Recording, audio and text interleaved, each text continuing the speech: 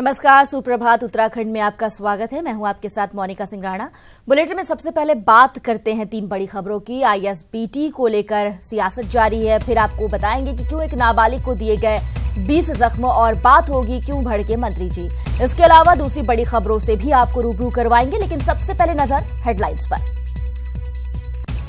और अब जानते हैं खबरों को विस्तार से। सबसे पहले बड़ी खबर की बात। हल्द्वानी में आईएसबीटी की जगह बदलने को लेकर कुमाऊं में सियासत शुरू हो गई है।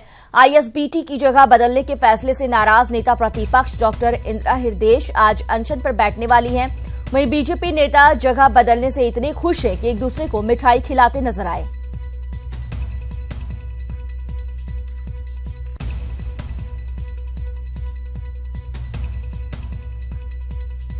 हमारे साथ हमारे सहयोगी मनीष लाइव जुड़ गए हैं। मनीष, आईएसबीटी की जगह बदलने से काफी ज्यादा नाराजगी देखने को मिल रही है और आज अपना विरोध दर्ज इंदिरा हृदयेश कराने वाली है। क्या कुछ आज रणनीति कांग्रेस की ओर से तैयार की गई है? देखिए मोनिका, अगर जिस दिन त्रिवेंद्र कैबिनेट ने यह फैसला लिया था कि जहां पर आईएसबीटी का बस अड्डे का निर्माण कार्य चल रहा था गोलापार नदी के किनारे, और यह निर्णय लिया था कि अब वहां पर आईएसबीटी का निर्माण नहीं होगा, दूसरी जगह इसे शिफ्ट किया जाएगा, तो उसी दिन से माना जा रहा था कि नेता प्रतिपक्ष जो इंदिरा हृदयेश है, जिनके विशेष प्रयासों से इस बस अड्डे को हल्द्वानी में मंजूरी मिली थी, उसके खिलाफ इंदिरा हृदयेश आक्रामक रुख अपनाएंगी। और मुख्यमंत्री त्रिवेंद्र सिंह रावत से उन्होंने बात भी की थी। जब त्रिवेंद्र कैबिनेट ने यह फैसला लिया था तो मुख्यमंत्री ने उन्हें आश्वासन दिया था कि जल्द दूसरी जगह पर इसके लिए जमीन तलाशी जाएगी, लेकिन अभी तक जमीन चिन्हित नहीं की गई है। फाइनल नहीं हुआ है कि आखिरकार कहां पर इस बस अड्डे का निर्माण अब होगा। लेकिन इसी को अब मुद्दा बनाते हुए नेता प्रतिपक्ष इंदिरा हृदयेश ने सरकार को घेरने के लिए आज एक दिन का उपवास रखा है, और माना जा रहा है कि 10,000 कांग्रेसी कार्यकर्ताओं के साथ इंदिरा हृदयेश हल्द्वानी में उपवास देंगी और सरकार के खिलाफ हुंकार भरेंगी कि जो निर्णय पूर्ववर्ती सरकार यानी कि कांग्रेस सरकार ने हल्द्वानी में आईएसबीटी के निर्माण को लेकर लिया था, उस निर्णय के खिलाफ यहां पर त्रिवेंद्र कैबिनेट ने जो फैसला लिया है उसके खिलाफ इंदिरा हृदयेश का ये उपवास होने जा रहा है। लेकिन सीधे तौर से जो कह सकते हैं कि राजनीतिक मुद्दा अब आईएसबीटी को लेकर बन गया, क्योंकि बीजेपी जहां खुशी इस बात की मना रही है कि सरकार ने फैसला बदला और दूसरी जगह पर आईएसबीटी बनेगा, वहीं पर इंदिरा हृदयेश अब इसके खिलाफ मुखर हुई है। अब देखना यह होगा कि आखिरकार कितना जो कांग्रेसी कार्यकर्ताओं में जोश इसमें देखने को मिलता है और क्या कुछ हमलावर रुख यहां पर उपवास के दौरान इंदिरा हृदयेश बीजेपी सरकार के खिलाफ करती हैं। जी मनीष, ये जो आईएसबीटी की जगह है इसे बदलने को लेकर तर्क क्या दिया जा रहा है? इस तरह का फैसला आके लेने के पीछे की वजह क्या है? देखिए मोनिका, जो पहला तर्क है वो ये है कि जो शहर हल्द्वानी है, शहर से काफी दूर इसे माना जा रहा है, क्योंकि गोलापार नदी के पार पे ये बन रहा है। तो जमीन जो है जो सरकार ने चिन्हित की थी पूर्ववर्ती सरकार हरीश रावत के समय, वो उस समय की गई थी। और बीजेपी जो तर्क दे रही है, बीजेपी के जो कार्यकर्ता कह रहे हैं, और खुद यशपाल आर्य जो परिवहन मंत्री हैं, उनका जो तर्क था वो ये था कि जो शहर से काफी दूर इस अड्डे को बनाया जा रहा है, तो शहर के आसपास जहां से लोगों को ज्यादा मुसीबत न हो, ऐसी जगह पर इस बस अड्डे का निर्माण किया जाएगा। लेकिन सवाल इस बात को लेकर भी उठ रहे हैं मोनिका कि जो 1 करोड़ रुपए से ज्यादा का कार्य इस पर हो चुका है और 12 करोड़ रुपए जो कंपनी इसे बना रही है उसे रिलीज किया गया है। तो कहीं ना कहीं जो सवाल इस बात को लेकर भी है कि जहां इतना पैसा अब खर्च हो चुका है, अब दूसरी जगह शिफ्ट करना पड़ेगा तो और ज्यादा खर्च इसको लेकर आएगा। ये तमाम वो पहलू हैं जिनको लेकर आज नेता प्रतिपक्ष इंदिरा हृदयेश बीजेपी पर हमलावर होंगे, बीजेपी सरकार पर हमलावर होंगे। लेकिन इंदिरा हृदयेश क्या तर्क देती हैं, क्योंकि वो साफ तौर से कह रही है कि जहां पर बस अड्डे का निर्माण होना तय था उसी जगह पर हो। तो लेकिन अब देखना यही होगा कि आखिरकार क्या कुछ हमलावर रुख इंदिरा हृदयेश। मनीष, इस तरह के फैसले के बाद अब सरकार पर लगातार दबाव भी बनाने की कोशिश विपक्ष की ओर से की जा रही है। पहले बाइक रैली की जाती है कल अपना विरोध दर्ज कराने के लिए, और आज धरना प्रदर्शन किया जाएगा, एक दिन का उपवास करेंगी हृदयेश। ऐसे में लगता है कि इनकी जो मांगे हैं इसे लेकर कुछ विचार भी हो सकता है, या यहां पर भी सियासत हावी ही रहेगी? बिल्कुल मोनिका, अब नगर निकाय चुनाव नजदीक हैं और जो विपक्ष है वो सरकार पर हमलावर होने की कोशिश कर रहा है और यही वजह है कि 2 दिन में 2 बड़ी रैलियां, एक कल जो कांग्रेस की बाइक रैली थी उसमें भी सरकार के खिलाफ हल्ला बोला गया था और आज इंदिरा हृदय का उपवास है उसमें भी सरकार पर हमला बोला जाएगा। तो कुल मिलाकर नगर निकाय चुनाव जो है उसको भुनाने की कोशिश कांग्रेस कर रही है, कार्यकर्ताओं को तैयार कर रही है ताकि कार्यकर्ताओं में जोश आए, क्योंकि जिस तरीके से जनता ने मैंडेट दिया है 11 विधायकों पर सिमटकर कांग्रेस रह गई है, तो कहीं ना कहीं यही वजह है कि अब कांग्रेस हमलावर नजर आ रही है ताकि जो निकाय चुनाव है उसमें कांग्रेस मजबूत हो सके, कांग्रेस के कार्यकर्ताओं में जोश आ सके और पार्टी मजबूत हो। तो कुल मिलाकर जो ये मुद्दे हैं इनको भुनाने की कोशिश कांग्रेस कर रही है, लेकिन कितना फायदा इसका नगर निकाय चुनाव में उठाएगी ये देखने वाली बात होगी। जी शुक्रिया इस तमाम जानकारी के लिए मनीष आपका। हमारे सहयोगी तमाम जानकारी मुहैया करा रहे थे, बता रहे थे कि आईएसबीटी की जगह बदलने को लेकर किस तरह से सियासत जारी है। इसका विरोध आज किया जाएगा। अनशन पर इंदिरा हृदय बैठने वाली हैं, 1 दिन का उपवास देंगी। जगह बदलने से कांग्रेस खासी नाराज है क्योंकि ये कांग्रेस के समय निर्णय लिया गया था आईएसबीटी बनाने का और अब वर्तमान सरकार ने जगह बदल दी है।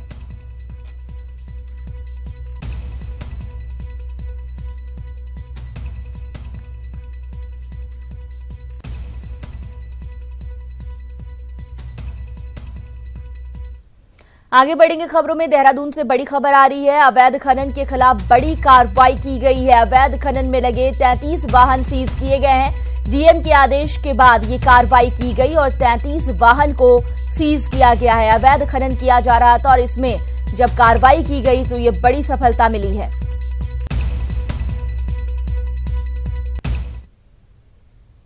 देहरादून में शासन की बड़ी कार्रवाई की गई। पेयजल निगम के एसडीओ और अधिशासी अभियंता पर कार्रवाई की गई। कैबिनेट मंत्री मदन कौशिक ने आदेश दिए 1 दिन का वेतन काटने का। जनता दरबार में नहीं पहुंचने पर यह कार्रवाई की गई है। जनता दरबार में 155 शिकायतें की गई थी।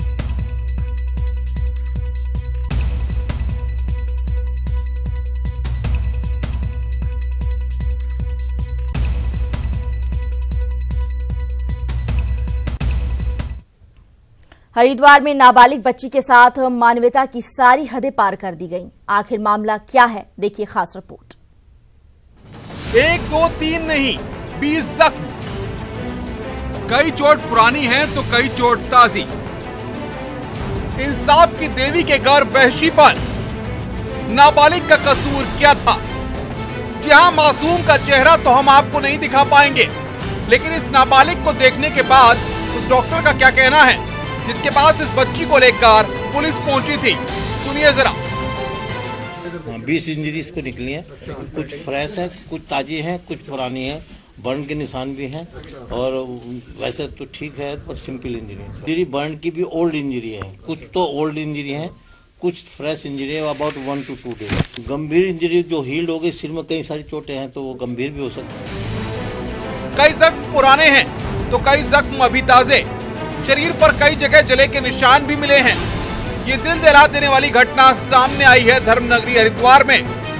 सिविल जज दीपाली शर्मा के यहाँ से एक नाबालिग बच्ची को बरामद किया गया है। इसके शरीर पर चोट के कई निशान मिले हैं। हाईकोर्ट के आदेश के बाद हुई कार्रवाई के बाद अब पुलिस ने डिस्ट्रिक्ट जज को रिपोर्ट भेज दी है। कोर्ट की तरफ से जो आदेश थे डिस्ट्रिक्ट जज जी ने उसमें आदेश करे हैं और पुलिस टीम एक गई है विद CWC और डीजे साहब भी उसी में थे। तो एक मजिस्ट्रेट हैं यहाँ हरिद्वार में जिनके घर में एक लड़की का पाया जाना वो था कि वो किसी भी एबनॉर्मल कंडीशन में तो नहीं है। तो वहाँ पर जाकर पाया गया कि वो एबनॉर्मल कंडीशन में ही है और उसको मेडिकल एड की भी हमें लगता था ज़रूरत है। तो उसको वहाँ से रेस्क्यू करके उसका हॉस्पिटल में मेडिकल वगैरह कराया गया है। न्यायाधीश को धरती पर न्याय का देवता माना जाता है, लेकिन जब यही देवता दानव बन जाए तो इससे बुरा शायद और कुछ नहीं हो सकता। हरिद्वार में इस महिला न्यायाधीश की करतूत ने पूरे न्यायपालिका को ही शर्मसार कर दिया है। अब देखने वाली बात यह होगी कि मानवता की तमाम हदें पार कर मानवता को शर्मसार करने वाली इस महिला न्यायाधीश के खिलाफ क्या कार्रवाई होती है। Tanuj Walia, ITV news, Haridwar. सरकार की नीतियों के विरोध में कांग्रेस ने 7 किलोमीटर लंबी रैली निकाली। इस रैली में सभी कांग्रेस के कई वरिष्ठ नेता मौजूद रहे। इस रैली को जनचेतना रैली का नाम दिया गया, जिसमें सरकार की जन विरोधी नीतियों के खिलाफ प्रदर्शन किया गया। राजपुर रोड से शुरू हुई इस रैली ने GMS रोड तक का सफर तय किया।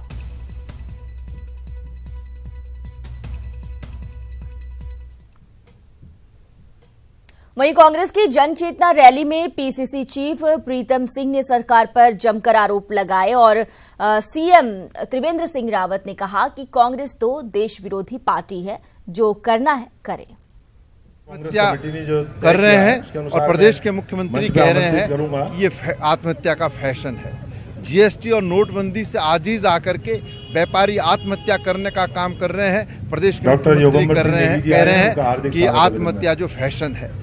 इतनी असंवेदनशील सरकार हमने कभी देखी नहीं है। ये सरकार तो जो सहयोग निधि है उसमें ही मशगूल है, किस तरीके से सहयोग निधि में धन एकत्रित किया जाए। आज आप देख लीजिए, अधिकारियों पर दबाव बना करके, खनन माफिया, शराब कारोबारियों पर जो है दबाव बना करके, उद्योगपति व्यापारियों पर दबाव बना करके ये जो है जो सहयोग निधि है उसको एकत्रित करने का काम कर रही है। आज बढ़ती हुई महंगाई पर इस सरकार का कोई सरोकार नहीं है। गन्ना किसानों का भुगतान हो, इससे इस सरकार का कोई सरोकार नहीं है। इसके बाद हम इस प्रदेश के अन्य जनपदों में जाकर के जो है सरकार के खिलाफ जो है विरोध जो है लगातार जारी रखने का काम करें। कांग्रेस विरोधी दल है, देश में भी है और उत्तराखंड में भी है। अब वो अपना काम कर रहे हैं, उनको अपना काम करना चाहिए। लोकतंत्र में जो विरोधी दल हैं उनका काम है कि वो एक पहरेदार का काम करें, तो पहरेदारी का काम कर रहे हैं, बहुत अच्छी बात है। उनके कोई बहुत जायज़ अगर कोई उनके सवाल होंगे तो हम उस पर विचार करेंगे। सीएम त्रिवेंद्र सिंह रावत और कैबिनेट मंत्री हरक सिंह रावत ने कांग्रेस पर निशाना साधा। हरक सिंह रावत ने कहा कि कांग्रेस कार्यकर्ताओं की पार्टी नहीं है। उन्होंने कहा कि कांग्रेस में गुटबाजी हावी है। कांग्रेस में आपको मालूम है, अगर तालमेल होता तो हम कांग्रेस से बाहर होते। और कांग्रेस में जिस तरह गुटबाजी है, कांग्रेस में जिस तरह सिर्फ नेताओं की पार्टी है, कांग्रेस कार्यकर्ता नहीं है, आम जनता की समस्याओं से उनको लेना देना नहीं है, इसलिए कांग्रेस हमेशा इसी तरह काम करती है। 1 फरवरी को केंद्रीय बजट आने वाला है और ऐसे में उत्तराखंड को काफी उम्मीदें हैं कि इस बार बजट में उत्तराखंड को काफी कुछ मिलेगा। उत्तराखंड में भगत सिंह कोश्यारी की सरकार के बाद पहली बार है जब केंद्र और राज्य में बीजेपी की सरकार है। वहीं कांग्रेस ने सरकार को जुमलेबाजों की सरकार करार दिया है। तरह से हमें बड़ी उम्मीदें हैं। एक तो अभी 15वें वित्त आयोग की संस्तुतियां जारी होनी है और 15वां वित्त आयोग भारत सरकार से कुछ अनुरोध करेगा जिसके आधार पर राज्यों के विकास की गति को आगे बढ़ाया जा सकता है। 15वें वित्त आयोग की संस्तुति में हम क्या क्या शामिल कर सकते हैं, इसके बारे में हमने आज विचार विमर्श किया है और उसके साथ साथ जो केंद्रीय बजट है उसमें हमने जो डिमांड पिछली बार प्री बजट मीटिंग में रखी थी, हमें उम्मीद है कि उनमें से कुछ योजनाएं जो अवस्थापना सुविधाओं के विकास की हैं वो हमको प्राप्त होंगी। के नेतृत्व में चलने वाली भारत सरकार है वो गरीबों पर, किसानों पर, मजदूरों पर, असहाय लोगों पर, देश की अर्थव्यवस्था पर, भारत की सांस्कृतिक धरोहरों पर, भारत के आम जन को विकास की दौड़ में सम्मिलित करने जैसा जो विजन और मिशन उन्होंने दिया है वो अपने आप में बहुत अद्भुत है। पहाड़ में जो सबसे बड़ी जरूरत थी आपने हमसे छीन लिया, हमारा स्पेशल कैटेगरी का स्टेटस छीन लिया।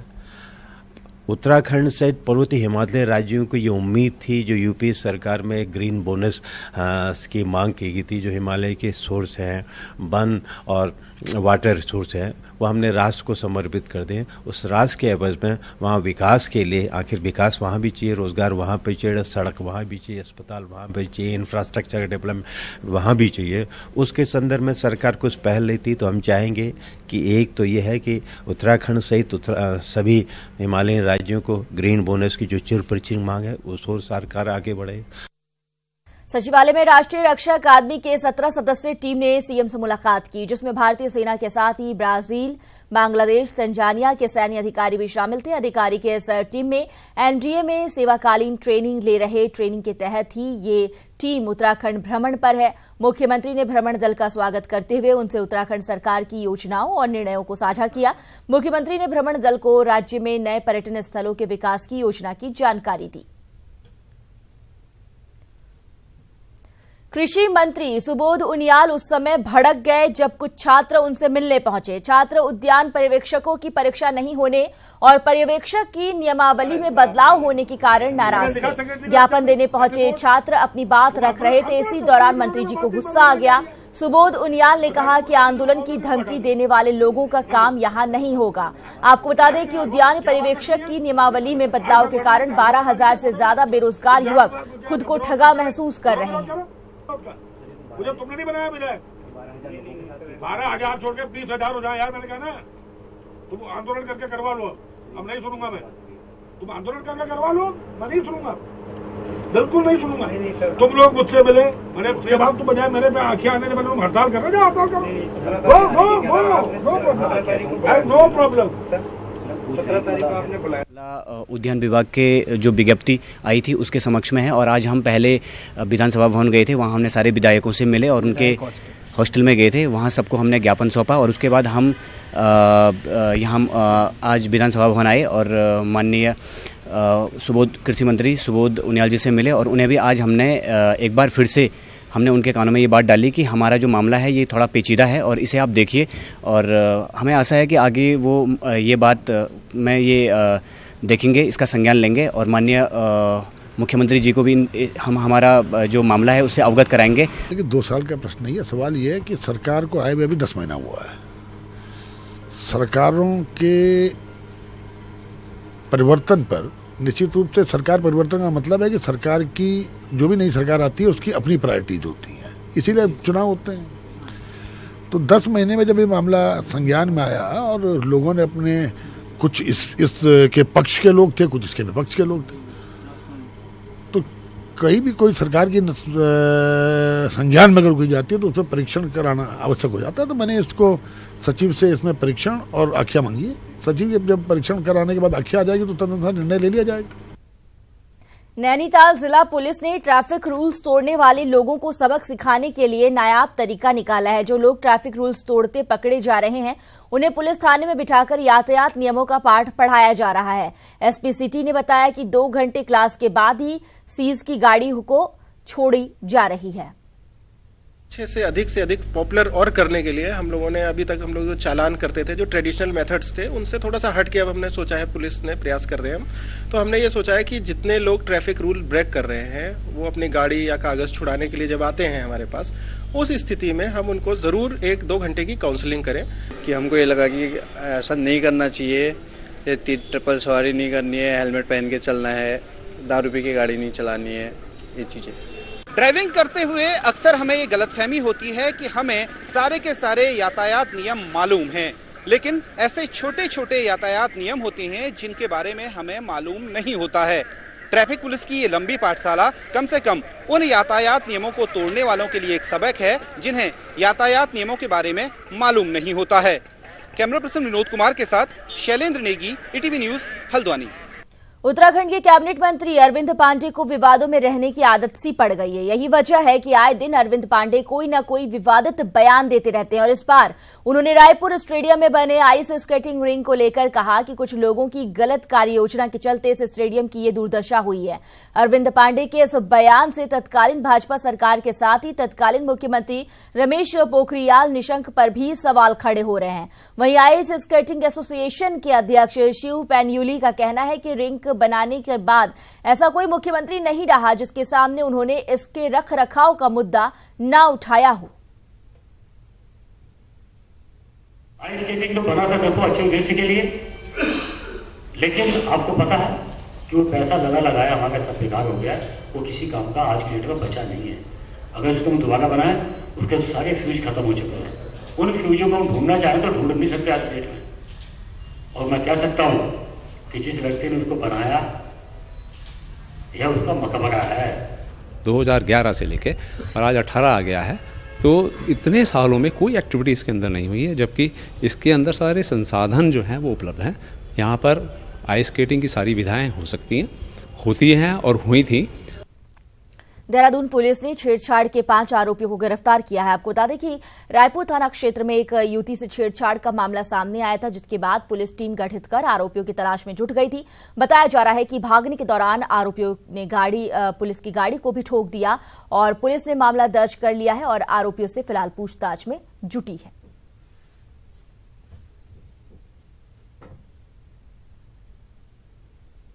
सीएम त्रिवेंद्र रावत ने विश्वकर्मा भवन के सभागार का निरीक्षण किया और अधिकारियों को सभागार में काम कराने को लेकर निर्देश दिए। वहीं बताया जा रहा है कि सभागार में काम होने के बाद कई सरकारी कार्यक्रमों में इसका इस्तेमाल हो सकेगा।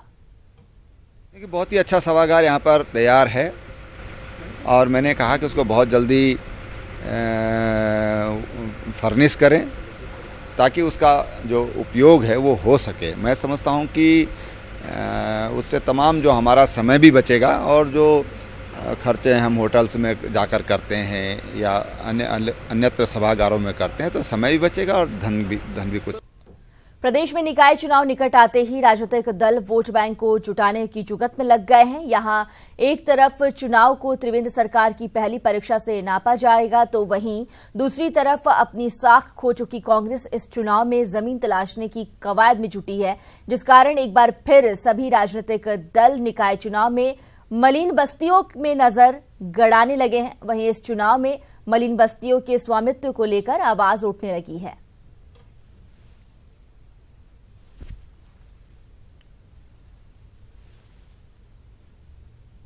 पहले तो लग रहा था कि हाँ भाई ये तो होने ही वाला है और अब फिर तब से ये सरकार आई है बीजेपी, तो फिर अब पता कह रहे हैं कि कभी यहाँ से दूसरी जगह बसाएंगे, कभी ये मलिन बस्तियों का अब कल को हो जाएगा, कभी परसों को हो जाएगा। ये तो कुछ समझ में नहीं आ रहा है। तो पूरे उत्तराखंड की मलिन बस्तियाँ लगभग 582 मलिन बस्तियों की एक रिपोर्ट तैयार करी और उसको माननीय पूर्व मुख्यमंत्री को सौंपी और उसको कैबिनेट में रखा गया। कैबिनेट में रखकर उसको कैबिनेट से पास करा गया और विधानसभा में रखा।